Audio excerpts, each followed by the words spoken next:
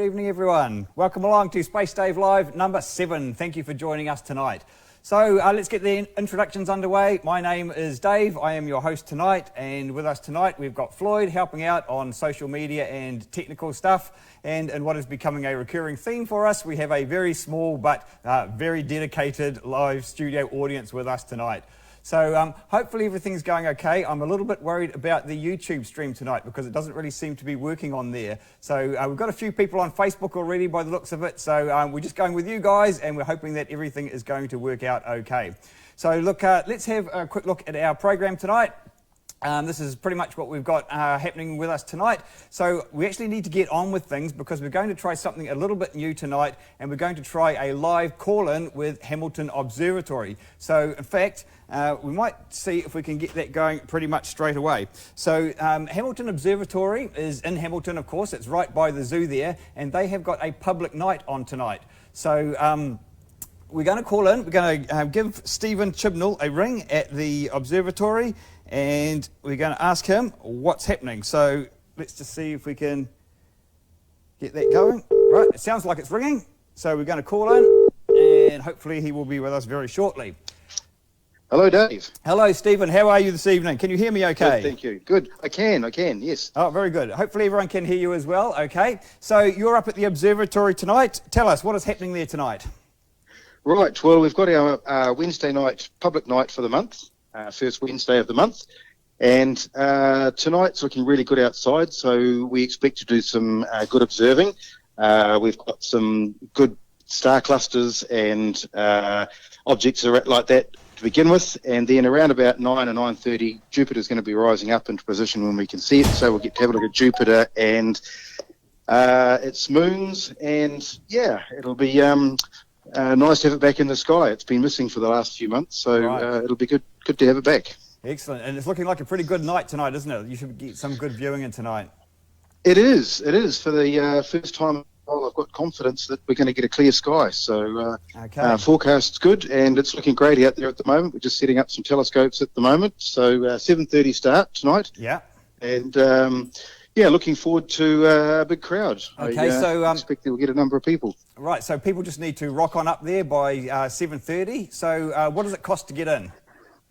Okay, it's $5 for children and $10 for adults. And we'll probably give a family pass if there's a bunch of people.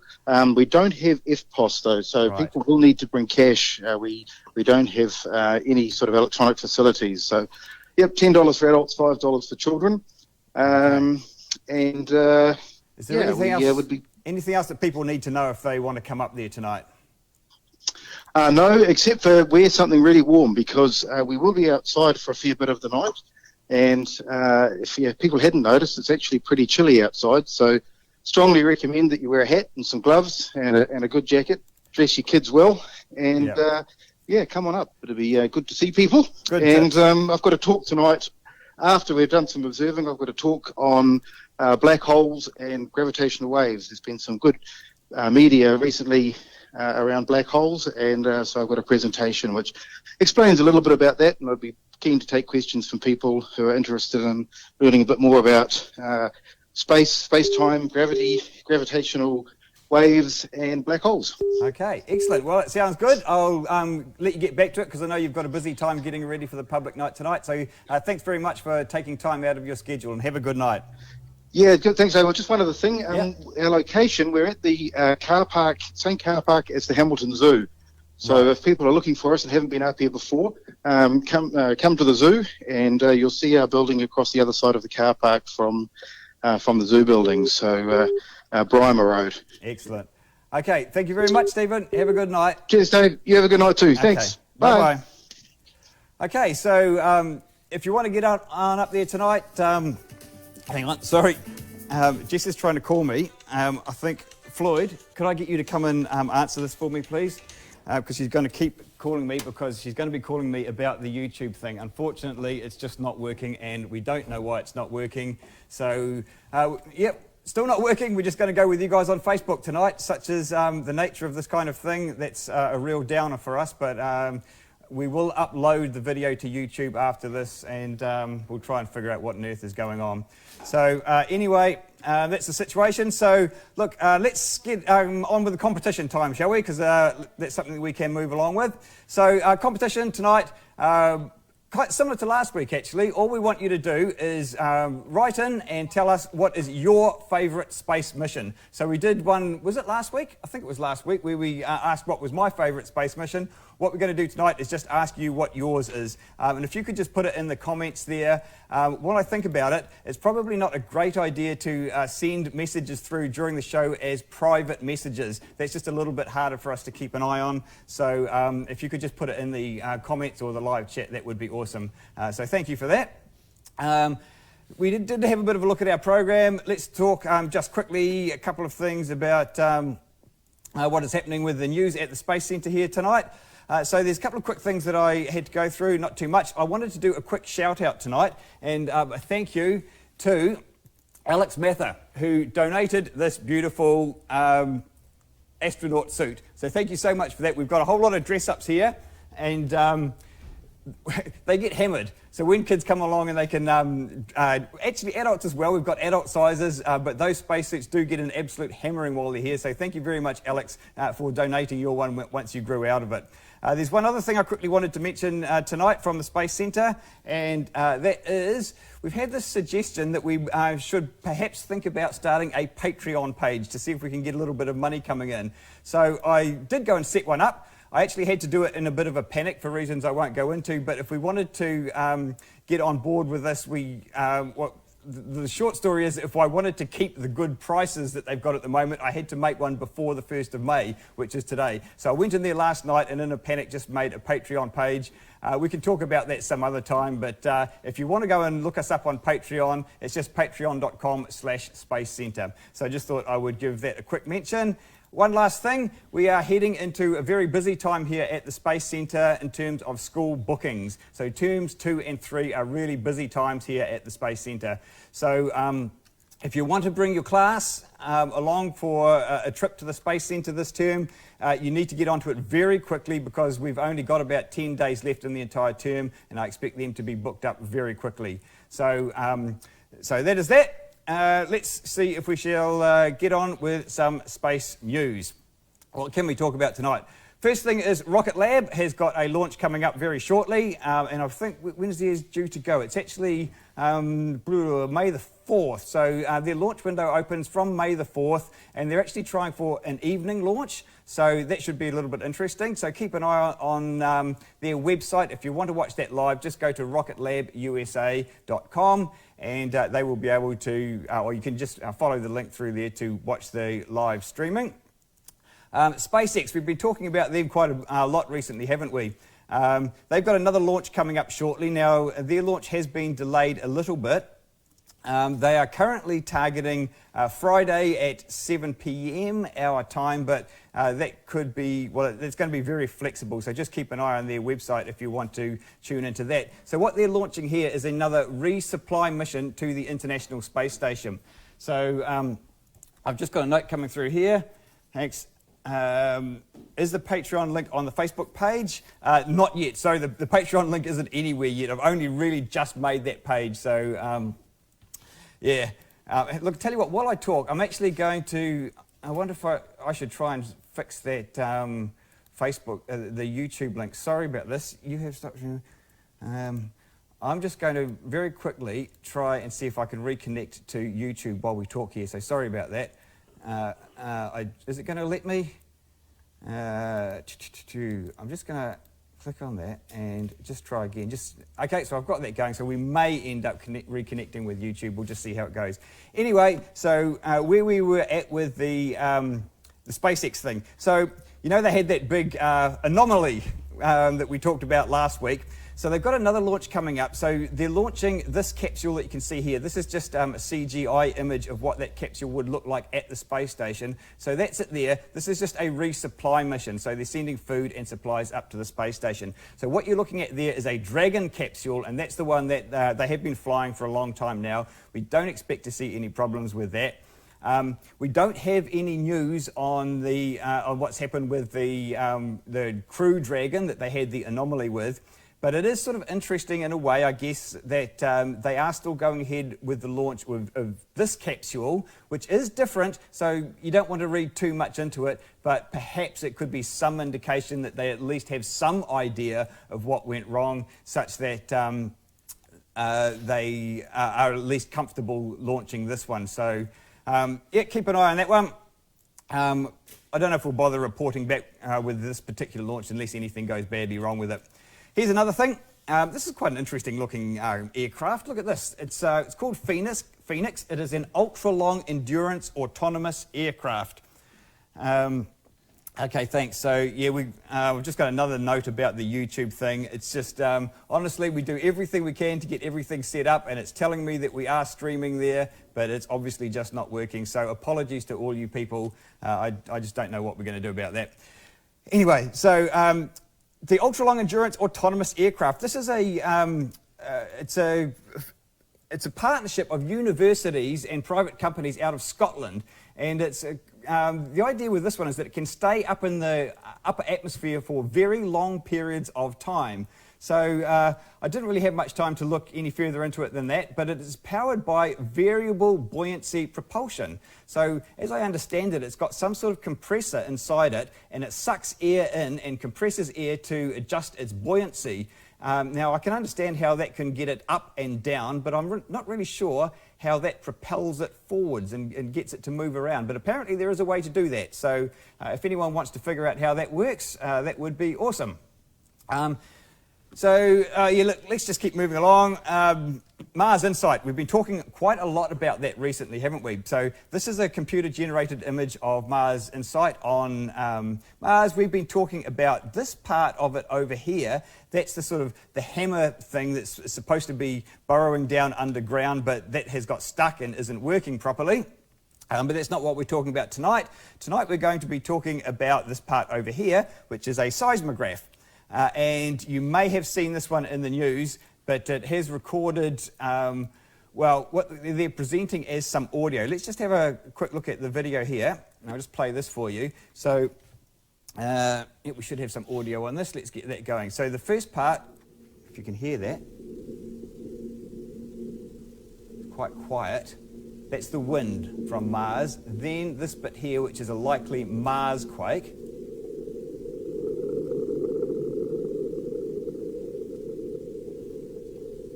Very quiet. I'm not sure how well you can hear that, to be honest. And then the last little bit here is unrelated to any of that, and it sounds like that.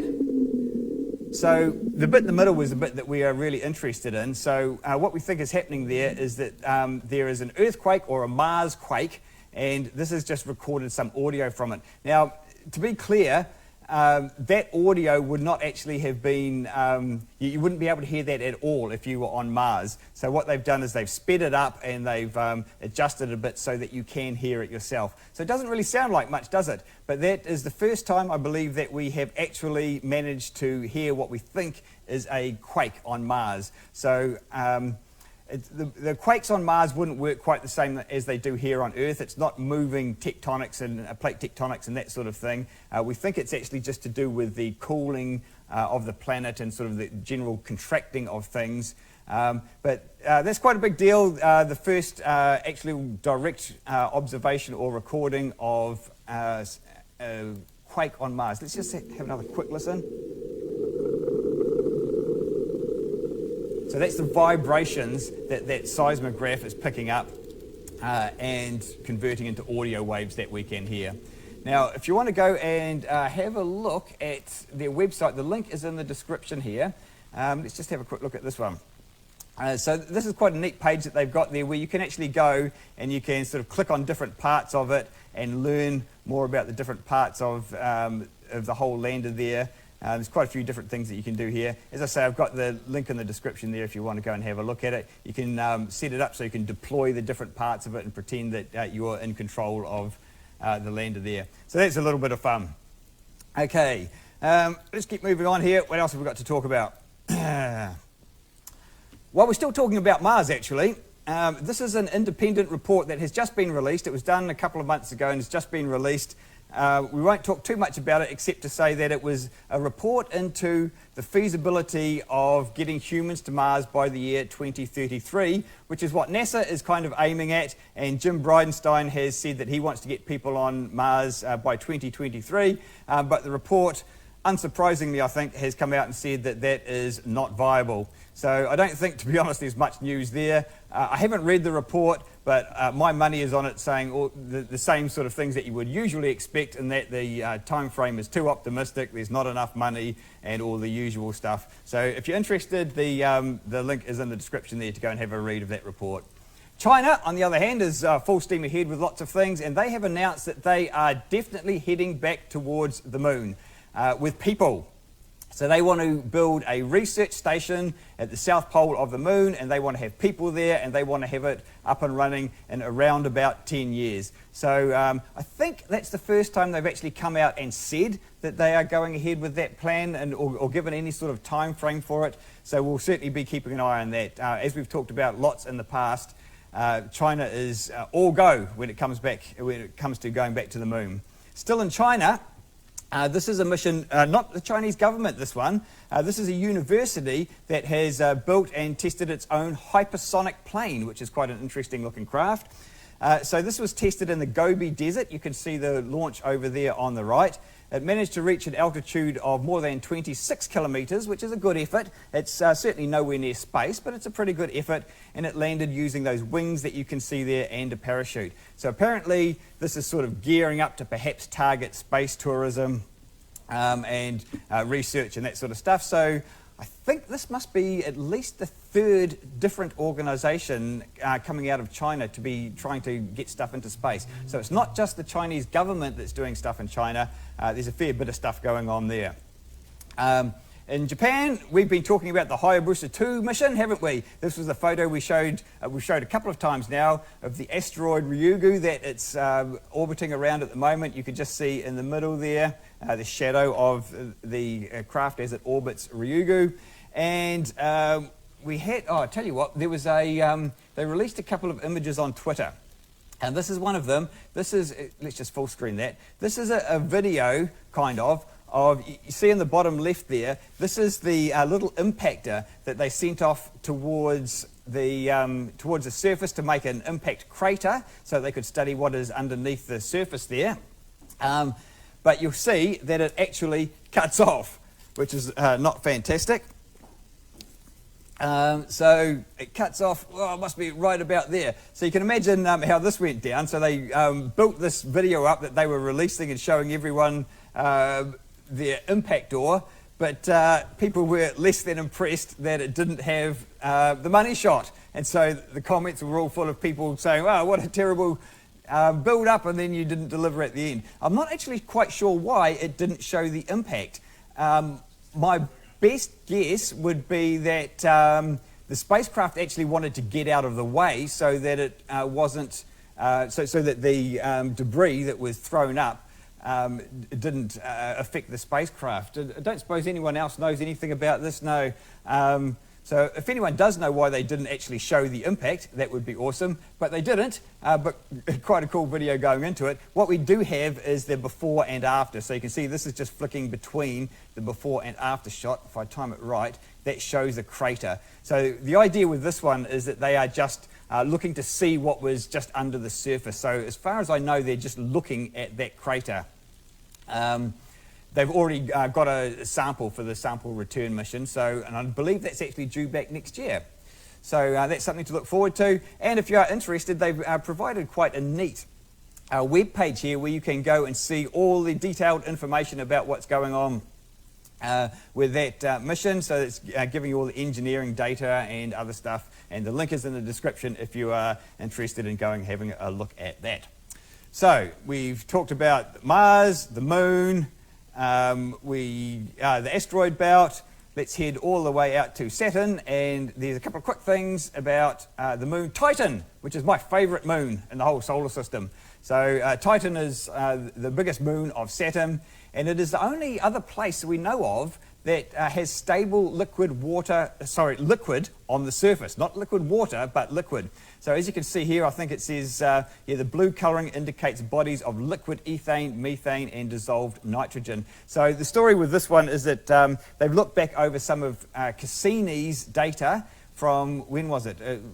Last year, a couple of years ago, 2017. So they've looked back over some of this data, and they have been able to measure apparently the depth of these lakes that you can see on the moon Titan there. So that's pretty cool, and apparently they are at least 100 meters deep, which is deeper than they were expecting.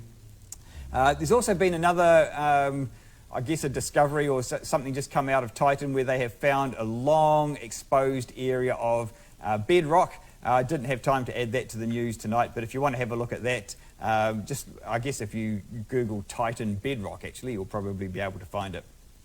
So it's Titan, that's what's happening towards the outer solar system. Coming back to Earth, just quickly.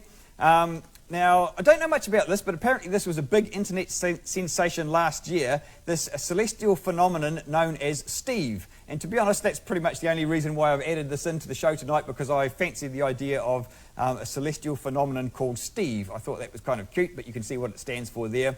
And this was a little bit of a mystery. It's very much like the aurora, the northern and southern lights, but it's not the same thing. It's different colours, and scientists were a little bit perplexed. They didn't really understand what was going on. So the news is that they have figured out what is causing this phenomenon. There are some other beautiful photos around the internet. Unfortunately, I didn't get permission to use any of them in time for the show tonight, so that's the only one I was able to show you. But if you look up Steve and the auroras and things, there's some really quite amazing photos of this. But apparently scientists have figured out that this phenomenon is likely caused by a combination of heating of charged particles in the atmosphere and energetic electrons similar to those in the aurora. So if you're into that, I think I've got the link in the description for this one, so go and look it up.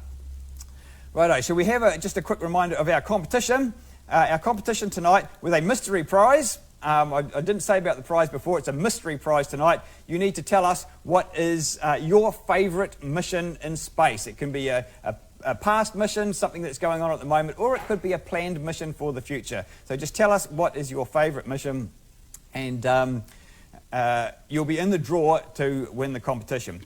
Now, while I'm thinking about it, there was another thing that we wanted to try tonight. Unfortunately, because our YouTube is not working, that's not going to work. But let's give it a quick try anyway. So I've got well, look, that seems to be working. So I've got a couple of widgets that we've added to our software tonight that show us the comments and live chat. So, look, someone has commented on YouTube. Is there something wrong with your feed tonight, only getting the title card? Yes, there is. So much. Right, thank you, Floyd. You obviously posted that message there. Well done. And we can see our YouTube comments there. So thanks, Alan, for pointing that out. Can I scroll up? Ah, look, there's a problem. I can't scroll up and down it. So, okay, that was worth a try. I wonder if there is some way to do that. Nothing that I'm doing is able to scroll up and down. So that is semi-useful. Could be more useful than it is. But we'll keep an eye on that. We'll try and get that going better in the future. But I thought that would be quite useful. Righto, back to our news. We have talked recently about LIGO, which is that big whole project to detect gravitational waves. And we've mentioned that it's back online after a big upgrade, and they're expecting to find new black holes and all sorts of stuff on a weekly basis. Well, apparently they have got hints of a black hole consuming a neutron star, which is something that has not been detected before. So previously we've had detections of black holes merging, but this appears to be the first one of a black hole and a neutron star. So a neutron star is the smallest kind of star, the smallest, densest kind of star, I should say, made mostly of neutrons, so it's extremely dense. It's the kind of star that you often see on memes and Facebook posts and things, comparing it to the size of a city and saying that a teaspoon of this stuff would weigh as much as whatever else. So they're quite impressive things. So LIGO, it seems to be all on. So we've got a couple of things to mention with black holes and similar stuff. I wanted to show you another short video. Let's have a look at this one. So this is a hang on, let's just pause it there. So this is a black hole. It's not a newly discovered black hole. But actually, I can't remember when this black hole was discovered, but they've been doing some more research on it and looking over the data. And what you're seeing there is a black hole. This is very similar to the one that we looked at a couple of weeks ago, a black hole with a star next door. So the black hole is feeding on the star. So the black hole is right in the middle there. If you can see my squiggle and that thing off to the left, that is the star that it is feeding on. So let's just run the video. The interesting thing about this one is those jets that we've talked about before, see how they're just sort of spinning and flailing around and shooting that stuff out into space. So that's not what we would normally expect, and as far as I'm aware, that's the first time that we have seen anything quite like that. Then look at this. It's kind of shooting off. Very science fiction looking, isn't it? Off into space. So it's all over the place. And apparently the disk is kind of offset. It's wobbling, which is very unusual. So this is actually just showing you the frame dragging, actually. Let's not talk about that. But I just wanted to show you that quick video there. If you're interested, again, the link is in the description to go and find out more about it. But I think that is pretty cool. So that's just a slightly different take on the whole black hole thing. So a little bit different to what we've seen in the past. Here's another thing. People often are asking me about wormholes. And this is just a quick mention there. So a wormhole is kind of this hypothetical way that you could perhaps get from one place in space to another very quickly, kind of like going into a black hole and then you come out somewhere else. Well, this particular scientist has decided that it may indeed be possible to go through a wormhole, if indeed there is such a thing. But the bad news is that it would be slower than going through normal space, which kind of defeats the whole purpose of it, really. So people love the idea of wormholes, and it is pretty cool, isn't it? The idea that you could sort of jump through space like that. But look, it's not looking that good. I mean, I've never really been that optimistic about wormholes in the first place, but the idea that even if you could, without being crushed, which I doubt, if it's slower than normal space, there's not really much point in that. I couldn't really get any more information out of that, because although the presentation has been done, I couldn't actually find any results from that. So that's all I've got to say about that. Now this one, this is quite interesting, this one, and we probably want to spend just a few minutes on this one.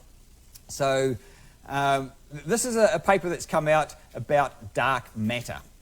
So where do we start with this one? So they're talking about a particular galaxy that they found, a couple of galaxies, including this one here. This is the latest one, which seems to be a galaxy that has no dark matter in it. Now, so we should probably just take a moment to quickly talk about dark matter, shouldn't we? Excuse me. So I'm sure you have heard that dark matter supposedly makes up something like about 80% of all the matter in the universe. But we've never actually seen it, we've never detected it, and we don't really know anything at all about it other than it probably exists. So how we came to this point was sometime, I'm sort of thinking early mid-last century, it was discovered that when you look at a galaxy and you see the galaxy spinning around, the galaxies seem to be spinning around too fast. So all the stars are orbiting the central point in the galaxy, but according to the laws of physics as we understand them and what we know about gravity, they shouldn't be going around that fast. Going around that fast, they should all be, it should be unstable. They should all just be thrown out because there's not enough mass in the galaxy to hold everything in that stable orbit.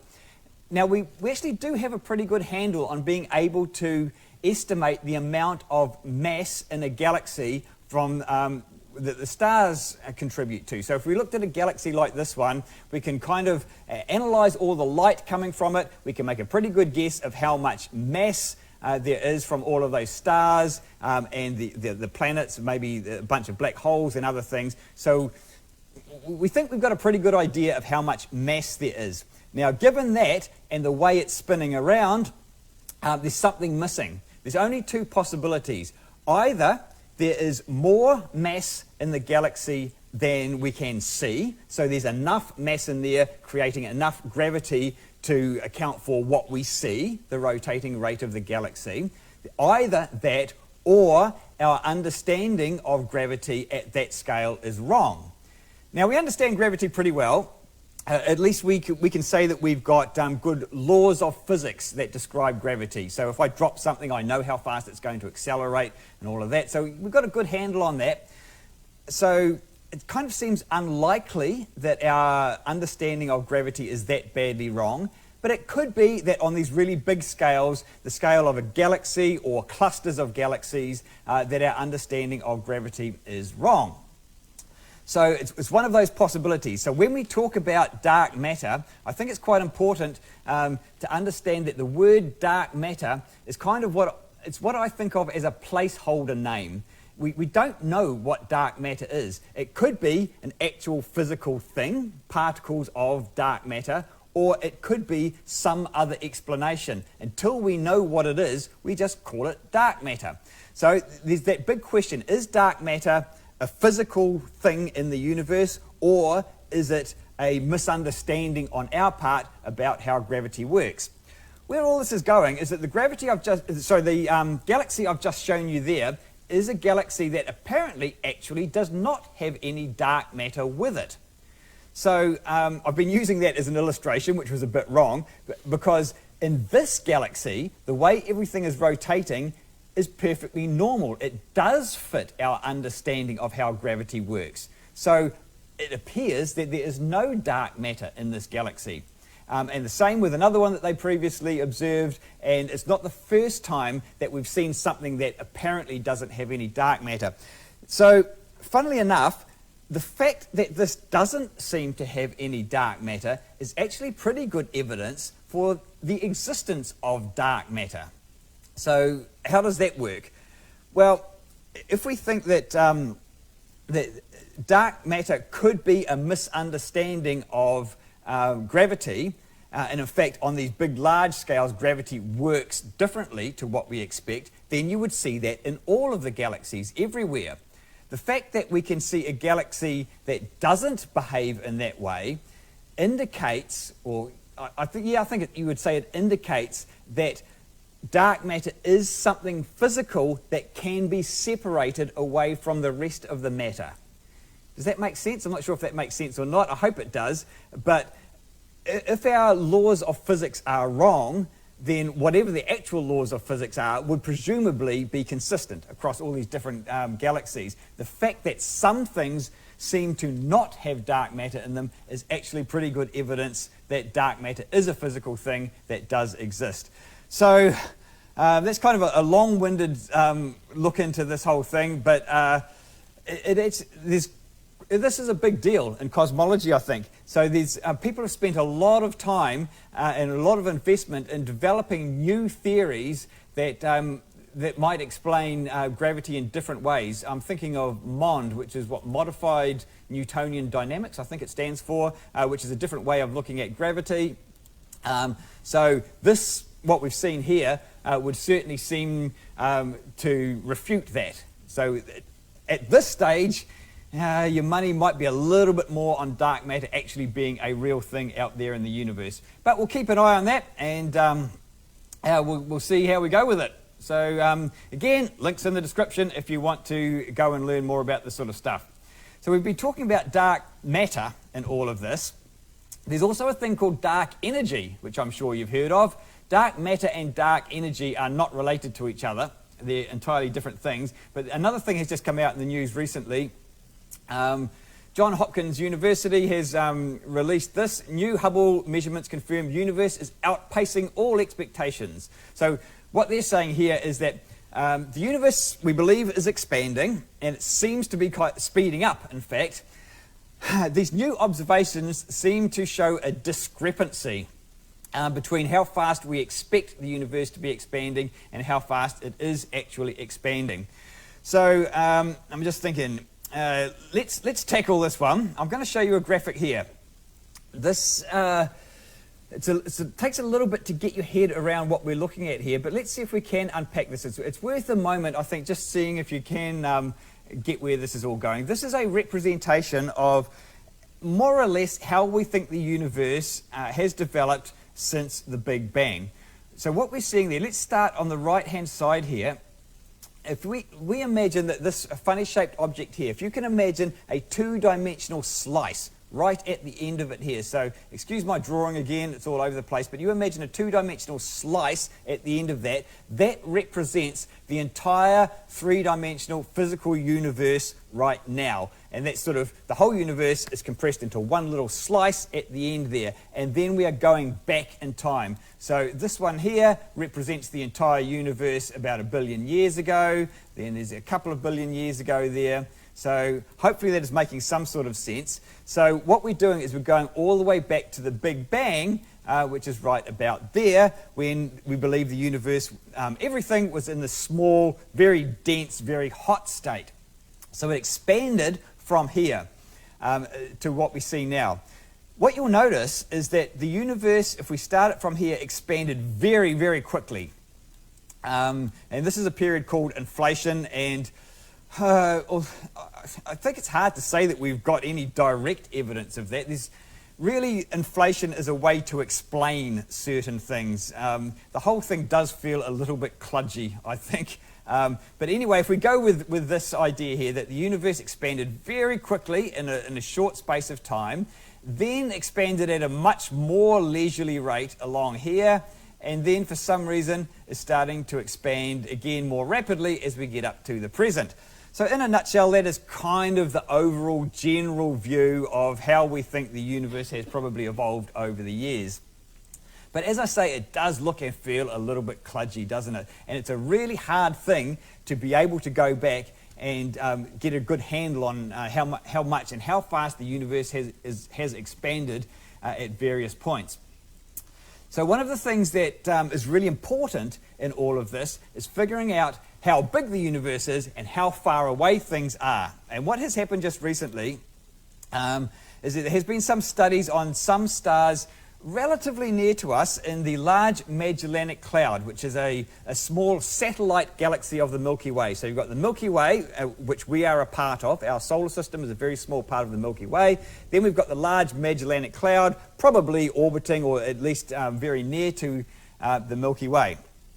Now, when we look at how far away things are in the universe, there's a bunch of different methods and techniques we use to figure out how far away things are. And it all adds up to this thing that we refer to as the cosmic distance ladder. And it's a tricky thing.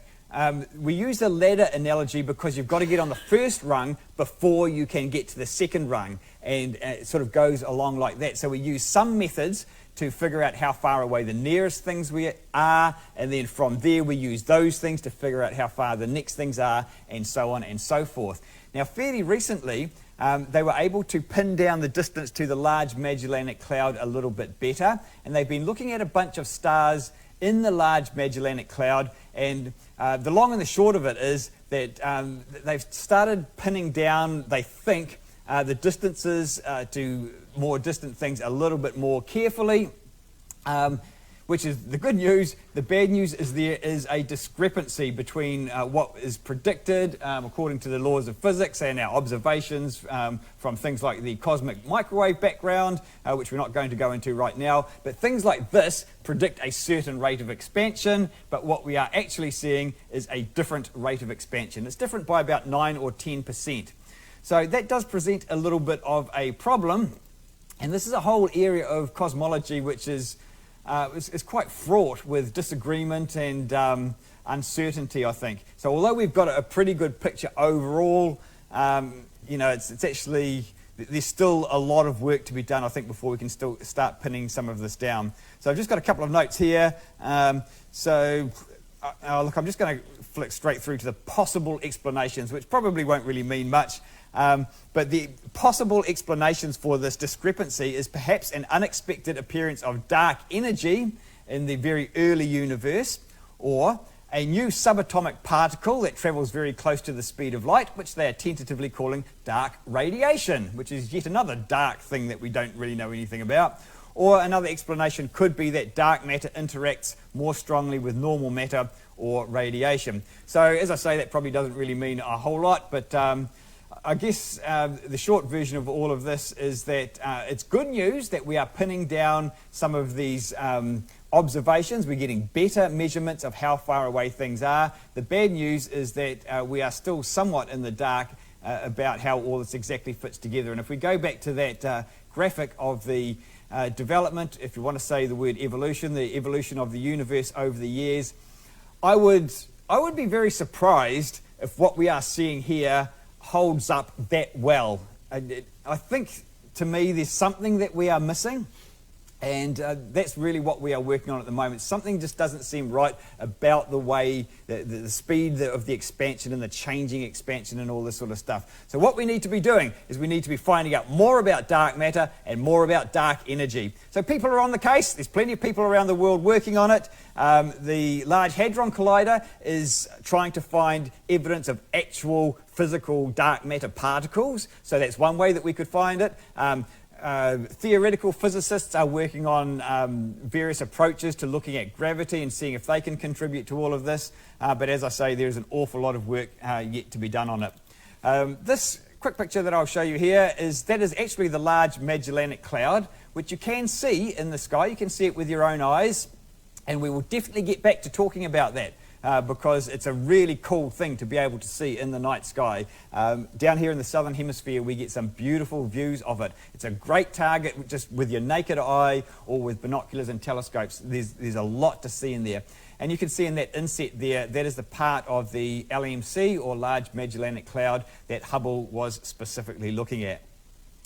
Okay, I think that's enough of that for now. We need to keep moving on a little bit. I don't really have too much in the fake news thing tonight. Just one quick thing to look at. This just came out, I think it was today, or was it last night? In the New Zealand Herald, and the headline is, "Why the idea of alien life now seems inevitable and possibly imminent." The reason I just picked on this one really was not so much the article itself, which was really perfectly fine. Again, it's that misleading headline. To me, it implies that something has recently changed, first of all, and it hasn't. If you read through the article, there's nothing new in there. It's just someone's opinion about the state of play with when we're looking for alien life. So there's nothing new there. It's an interesting enough article, but I don't think it's new, and I certainly don't think there's anything there that suggests life is inevitable or finding it is imminent. So I think that's all we want to say about that. Quickly, a reminder about the competition. If you want to get your competition entry in, the question is, what is your favourite space mission? You might like to say why, but you don't have to. It's really just about what is your favourite space mission. So, in the night sky, let's get on and have a quick look. I think we'll go and have a look at Stellarium. So let's go over here. So this is Stellarium, the software that we have that we use to look at the night sky. So this is what it looks like outside right now. So we spoke to Stephen over at the observatory before. He mentioned that Jupiter is coming up tonight. Oh, we'll see. I clicked on the wrong thing there. So if we just go forward a little bit in time, you can see there this is 8:42 tonight, and you can see that Jupiter is coming up over in the east. So Jupiter and Saturn are coming into our evening skies. If we go forward a little bit more, you can see Saturn down there. So Jupiter and Saturn relatively close to each other, and that is about 11:15 tonight. But they're coming from the early morning through into the evening skies now, so that's definitely worth a look. But I want to keep going forward. We've talked about a couple of things very early in the morning. So as I've said, it's not really my time to be getting up and having a look at things. But if we go through to this a little bit before 6 o'clock tomorrow morning, you can see that the Moon, Venus and Mercury are all over there making quite a nice group there. So that's definitely worth having a look at if you're out around about 6 o'clock. And you'll have a bit longer than that, but of course it starts getting light. You can see the sun coming up over there. So by then it's going to be very difficult to see Mercury especially. Venus will tend to stay very bright, and of course the Moon is easy enough to see. So that's what it's looking like tomorrow morning. And if we just go forward another day, you can see that they're even more closely grouped over there. So that'll be quite nice. If we just zoom in to the Moon and have a look at it, you can't actually see much, of course, but it is there anyway. So those are definitely worth having a look at. Now, the other thing that's happening in the night sky at the moment, if we just zoom out, and if you just have, I'll tell you what, I'll put the constellations on so you can see them. If we look up here to the constellation Aquarius, now over the coming week or so, we've got a meteor shower that is centered around Aquarius, around about there somewhere. So I think it peaks about next Monday. I could be wrong, but it's around about then anyway. So again, if you're keen to get out there at this hour of the morning, perhaps a little bit earlier if we come back a little bit, so it's around about 4 o'clock there, and you're having a looking out towards Aquarius, you should see a bunch of meteors. Now, meteors, of course, are shooting stars, so they're the things up in the sky. If you look up, and we usually call them shooting stars, they're called meteors. If they manage to make it all the way down to the ground, it then is called a meteoroid, but it's a meteor or shooting star. Honestly, I find it hard to get too excited about meteor showers. I mean, they're pretty cool. If you go out there, you'll definitely see some. I think one of the problems with meteor showers is that you often see these photos, time-lapse photos of them, that seem to show dozens or even hundreds of meteors all happening at the same time. They don't actually look like that. For most meteor showers, you only see sort of one or maybe a few each minute. So you do see quite a few of them, and they tend to be coming from one area of the sky, but you can see them all over the place. But the meteors themselves are just pretty much standard shooting stars. So yeah, they're nice to look at, but you can see shooting stars on any clear night. You won't see that many, but if you go outside and just spend some time looking up at the night sky, on average maybe one about every 20 minutes or so, you will see them. So the meteor showers are certainly nice if you can be bothered getting up at that hour of the morning, but it's getting pretty cold. I won't be doing it.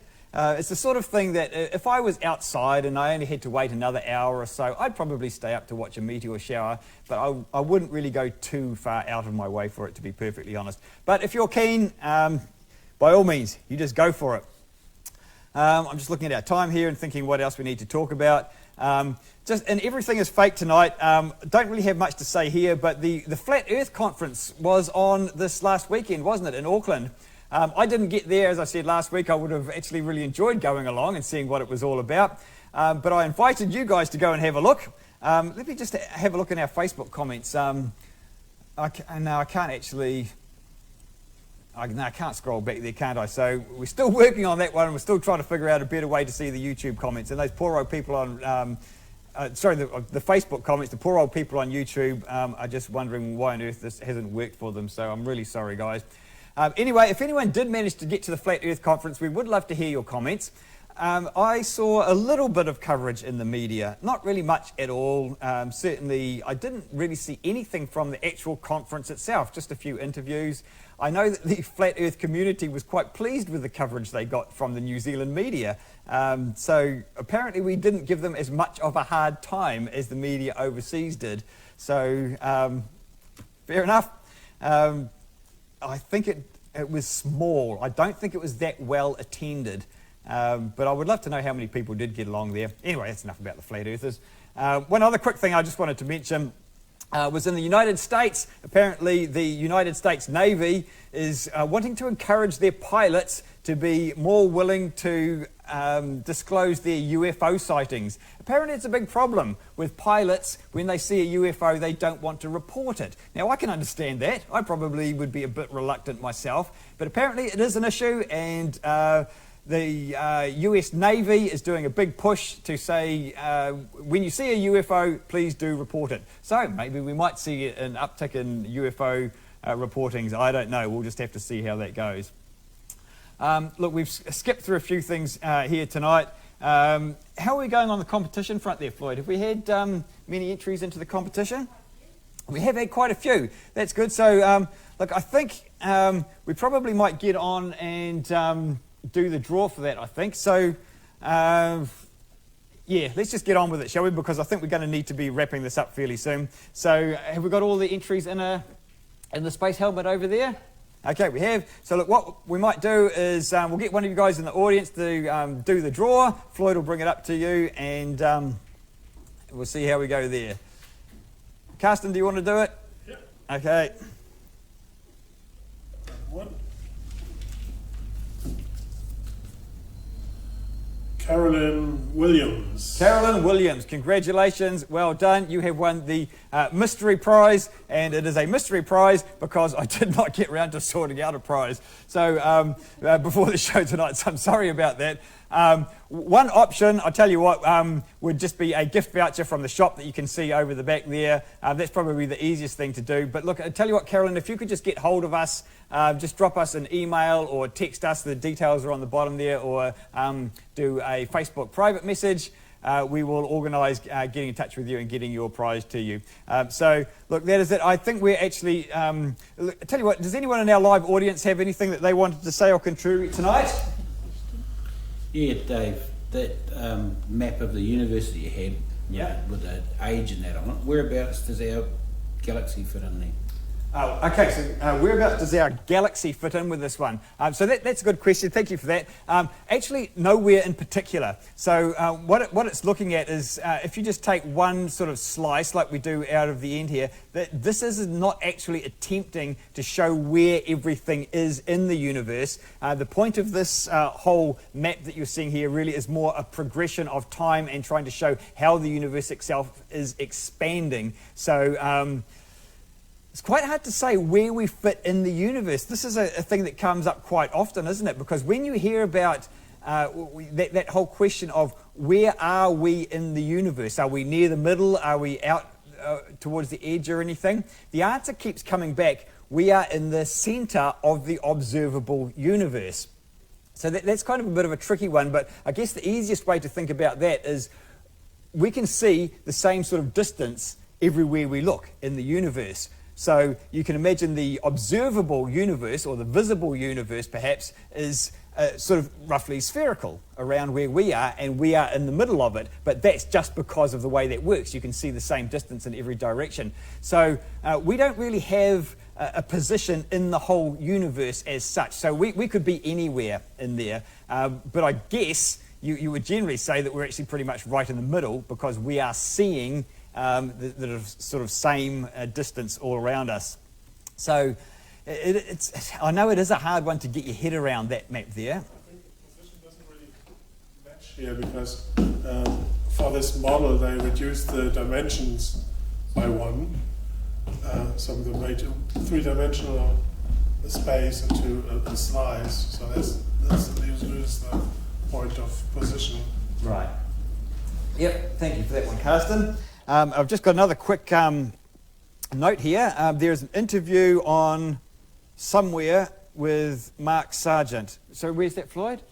On YouTube. Sorry, there is an interview on YouTube with Mark Sargent. So if you want to go and look that up and see what Mark had to say about his time here in New Zealand, I assume that's what all that is about. So thank you to whoever posted that in. So hopefully, I mean, I know it was a little bit heavy talking about this whole thing about the expansion of the universe and stuff like that. It was a bit of a tricky one to take on, and I probably wish I had had a bit more prep time before I talked about that sort of stuff.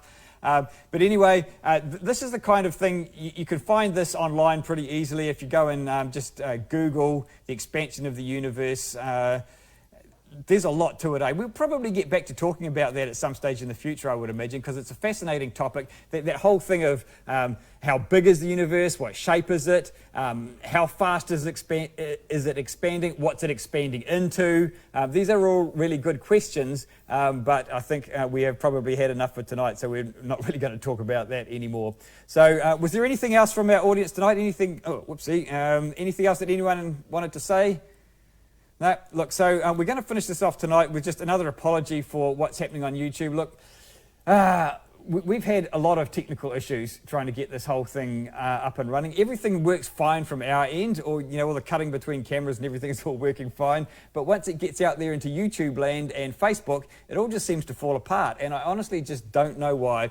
So it's been a bit of a tough night, to be honest here, and I just don't know what we're going to do about it, but there you go. So look, I think with that, we're going to leave it for tonight. Thank you so much for those of you who did manage to join in, and hopefully we'll have an update with what's happening with the whole YouTube. At least we did manage to get on Facebook tonight, so it's quite a good thing that we were doing that simulcast thing. In fact, I wonder if that's got anything to do with it. But anyway, look, that's enough of me waffling. I'm going to say thank you again for everyone for tuning in tonight, and hopefully we will see you back again next week.